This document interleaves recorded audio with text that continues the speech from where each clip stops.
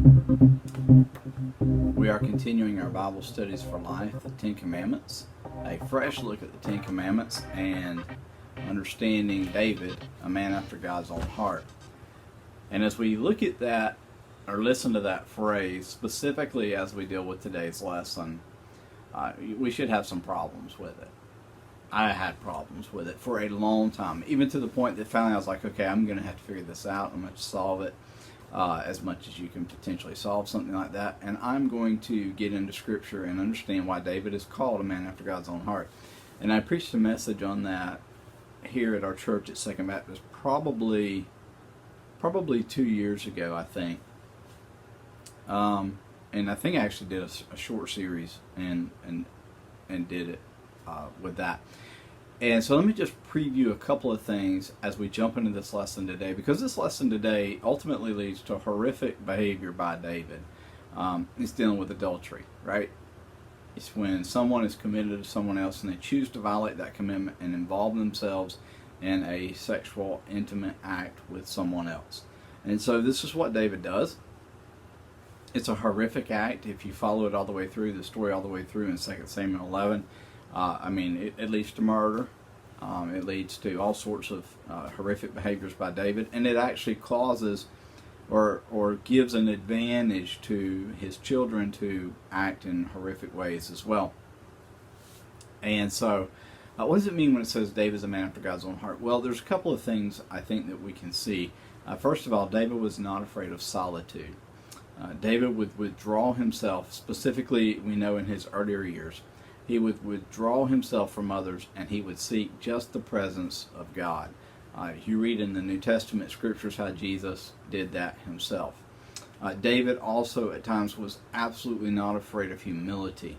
We just saw that a couple of weeks ago when he had an opportunity to inflict pain and suffering on Saul, and he refused to do so. And so those are just two things I want you to just kind of hold on to. There's more. We could go much longer on that. But when Scripture says a man after God's own heart, it doesn't mean that David was morally pure. It means that at times some of his behaviors are exhibiting the behaviors of God. They are reflecting the behaviors of God. And I can tell you this, as a young person growing up in a church, hearing that and then reading these stories, because I actually read my Bible at times, was very disconcerting, and nobody ever really took the time to say, okay, there's a problem here. I mean, they would say, oh, David sinned, but then they'd say, he's a man after God's own heart, do like David did. I'm like, well, which one? Which part? And nobody ever really got into the behaviors that he did that allowed him to be called a man after God's own heart. They would look at things like, well, he was a king. Well, yeah, he was, but that's not necessarily representative of God. Jesus humbled himself, the Scripture says, and took on the form of a servant.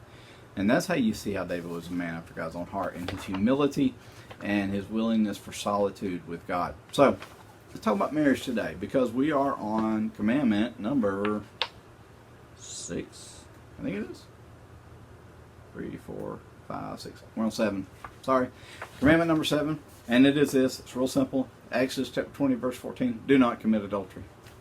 What is adultery? Adultery is a sexual behavior outside of marriage, outside of a committed relationship of marriage. And so we're going to look at that as we're one of those people that's in a covenant marriage, in a binding relationship that they have willfully committed themselves to, that they have joined themselves to, where they choose to move outside of that bond and behave. So let me just really quickly as we do this, kids, listen here on this real quick.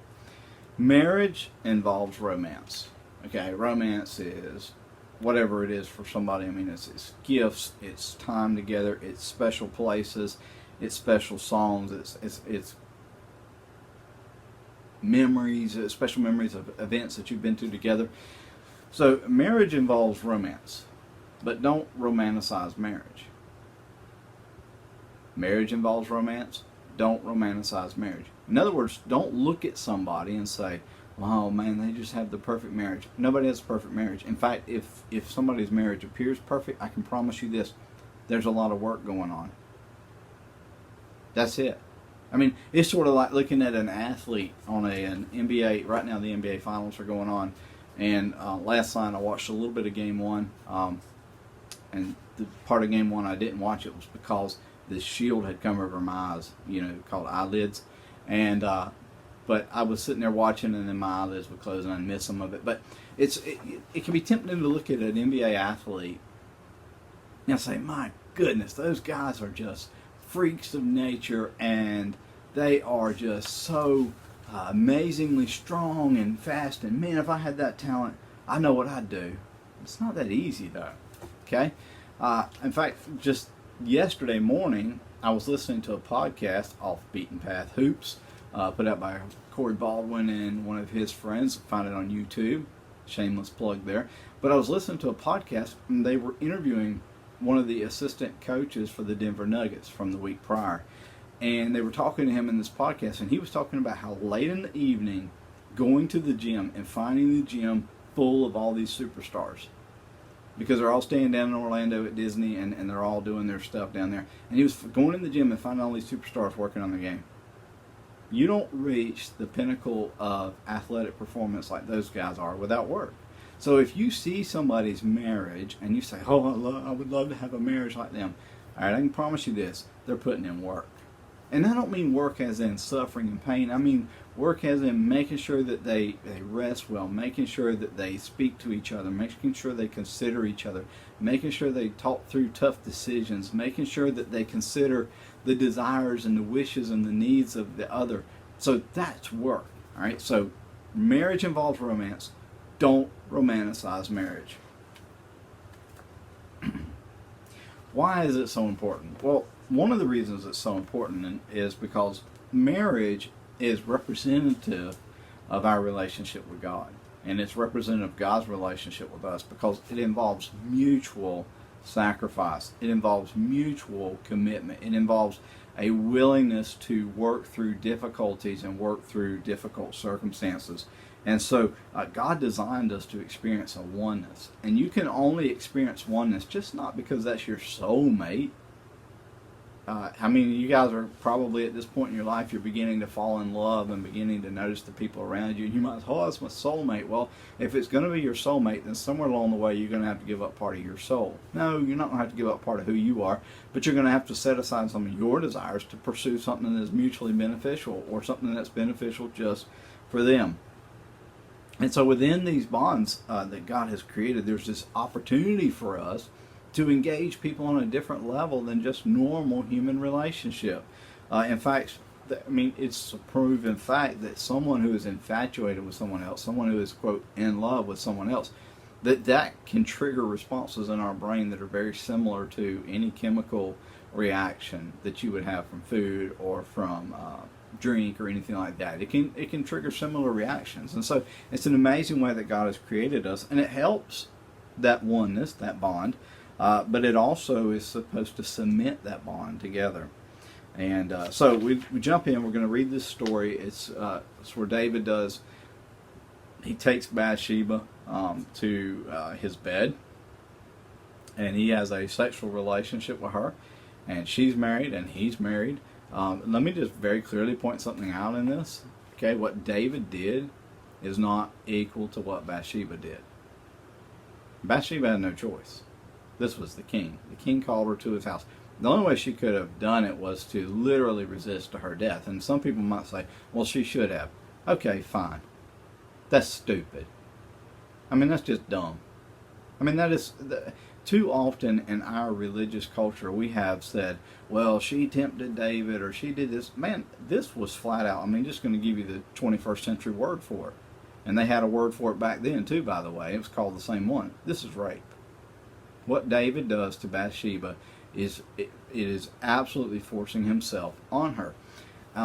Regardless of what actually happened in that physical moment, not that he necessarily restrained her, but she was constrained by who he was. She had no choice in this matter. Literally none.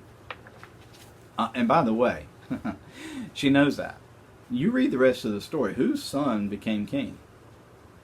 Ultimately, Bathsheba's son. Solomon became king. You know why? Bathsheba had something on David. And she held it over him. And she got what she wanted out of it. She had her son crowned king. You go read the story. I mean, David does this to her. Ultimately, he marries her, brings her into the palace, and makes her his wife in a legal sense. And she gets what she wants out of it. She says to David, "My son will be the next king of Israel." And guess what? He was. She got her way. And she got it because of David's ridiculous behavior. And she knew it. And she had something on him. And she used that, in my understanding. That's my way of reading it. Don't misuse this. What David did here is so morally reprehensible. And it does not equate to any behavior that Bathsheba may or you may not have thought that she did. Okay, so if you've grown up or you've heard somebody say that she tempted him and all this other good stuff, I'm telling you straight up, that's wrong. Okay, even if she did, David still is responsible for his behavior, and he still forced her. Okay, 2 Samuel 11, 1 through 3.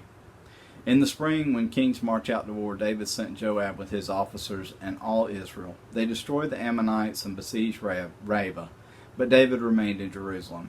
One evening, David got up from his bed and strolled around on the roof of the palace. From the roof, he saw a woman bathing, a very beautiful woman. So David sent someone to inquire about her. So it's not unusual. The Middle Eastern kings, they would in the winter months, food wasn't as readily available, rain, different things, so they didn't fight their wars.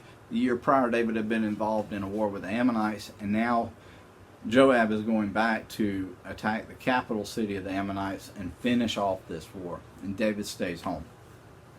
I've heard people say there was an idleness there, that he should have been at war, and whatever the issue is. He had stayed home the year before too, and this didn't happen. So, but it did. So what happens here, first of all, David is idle, and he stumbles into something. Whether he did this willfully or not, I don't know. I mean, he would have probably had the highest roof in Israel, so he would have been able at any time to look down on the houses. I don't know if that's why he's out there at that time of night. I don't know, but he was there. Okay, and so we're reminded of something that James tells us, is that these temptations begin in our minds when we entertain the thought. And so what David did is he sees this woman, and he not only sees her, he sees her in a private way. She was bathing, and instead of saying, you know what, that's a violation of her for me to look at her, that was the first thing he did to Bathsheba that violated her. He continued to look at her when she was bathing. And the second thing is, David didn't draw away from it. He didn't pull himself back from it. She's beautiful. So now he's allowing himself to dwell on it. And James says we're drawn away by lust in our own mind when we allow them to germinate, to conceive, to begin to come to life. And so he gets infatuated with her. I mean, that's not abnormal. If you're 13, 14, 15 years old and you're beginning to have crushes on people, it is not abnormal to get infatuated with them, to think about everything about them, and the way they twirl their hair and what shirt they're wearing, and the shoes, they're so cute, and all those sorts of things. But David is already in committed relationships. This is not something that he should allow himself to do. He can't do that. He can't do it, because when he does so, he begins to violate the relationships that he's already in. And by the way, he was in a multitude of relationships, which probably is why he found himself in this situation already. Once you marry more than one person, you've pretty much said that you're open game. I mean, the singular bond of marriage is no longer of any concern to you. All right, so David's done that, and so he sees her. She's very beautiful. He notices her, and here's the next thing. So he goes from his own idleness to an infatuation, and then he goes the next step. It's called obsession. And so David sees her, he notices where she's at, and he says, I want to know more about that woman. Somebody tell me more about that woman. So he obsesses over her. By the way, that leads to his next violation, which is possession. Now listen to me. This is one of the reasons, it's why, especially you guys, you teenage guys and girls, boy, when it comes to the stuff that you can see, the images you can see on your phone and on your internet and things like that, you have to stop yourself, because otherwise you will become obsessed. and you will then seek to possess. And by the way, you can't possess someone else, so it leads to ridiculous behaviors. It leads to behaviors that violate the very human code of existence, which we're going to see. It led to murder with David. All right? And so what do we do? What do we do when this happens? You know, instead of seeking to gain ownership of something, what he ends up doing is he doesn't tell anybody. You know, what his best thing to do would have been to say, you know what, I just was on the roof. I saw this woman. Man, I shouldn't have done that. Oh, man, can't believe I did that. He should have confessed to someone. James says we should confess our faults to one another. Not because there's some ritualistic purging in it, but it's acknowledging what is beginning to happen in our minds. And a lot of times we don't acknowledge what's happening in our mind until it's full-blown, and then we're past the point of stopping. Our behaviors become unstoppable. So let's continue the story here. All right, so finishing in verse 3 through 5 in 2 Samuel 11. And he sends a servant to find out about her, and this is what the servant says. And the servant said, "Isn't this Bathsheba, daughter of Eliam and wife of Uriah the Hittite?" Now, I love this servant, at least how it's recorded here in Scripture, because basically the servant tries to do something that you and I should always do. Specifically, when I just mentioned the stuff I mentioned about looking at pictures and videos and things that are available on the internet. Now listen to me for just a minute. The servant humanizes her. David saw her as a sexual object. The servant says, no, that's the daughter of Eliam, the wife of... Now, I appreciate what the servant did, but he could have just said, that's Bathsheba. That's humanization enough. That should have been enough to make her fully human in front of David. It didn't. And now David finds himself in a bind because he has obsessed.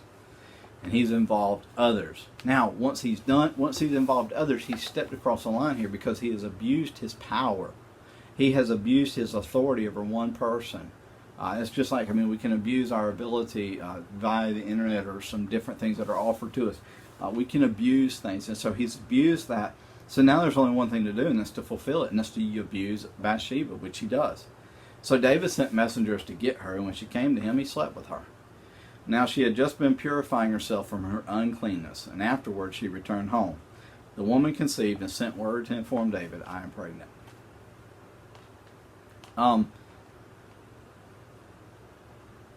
David abuses his position to get what he wanted. And he abused others. And when he did so, here's what happened. He became less than human. You see, as humans, we are made in the image of God. We are made to reflect the glory of God. And when David chooses to behave outside of that, when he chooses to simply satisfy his physical desires, he acts less than human. Because, see, God has made us with a spiritual component as well. It's not our physical bodies that reflect the image of God. It's our behaviors that reflect the image of God. But when David surrenders to his physical body, he becomes animalistic. And in literally the description of there, when it says he slept with her, the Hebrew word literally means they simply had a sexual encounter. There was no intimacy in the connectedness. There was none of those things that is used to describe behaviors inside of a marriage. And so what David did is he violated every bond that he had ever made in respect to marriage. And you cannot miss this. He abused and misused Bathsheba. And she went home and she sent back word to David probably 4, 5, 6 weeks later and said, by the way, I'm expecting a child. Her husband is off at war, and we got a problem because this obviously didn't happen before my husband left for war.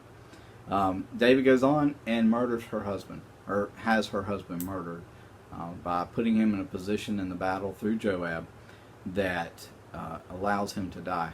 And by the way, this puts him at the mercy of Joab, and Joab uses that later on in his life. And by the way, Joab doesn't want Solomon, Bathsheba's son, to become king. And I believe it's because he knew of the control that Bathsheba had over David because of David's behavior towards her. It gets in a mess. Folks, when we act on our simple physical demands, when we allow our physical demands to inhabit our spiritual demands as well, you and I can behave in animalistic ways as well. We have to stop that. We have to confess to others. We have to seek help. And we have to ensure that we stay active in searching to follow Christ. God bless you. Appreciate you joining me. I'll see you next week.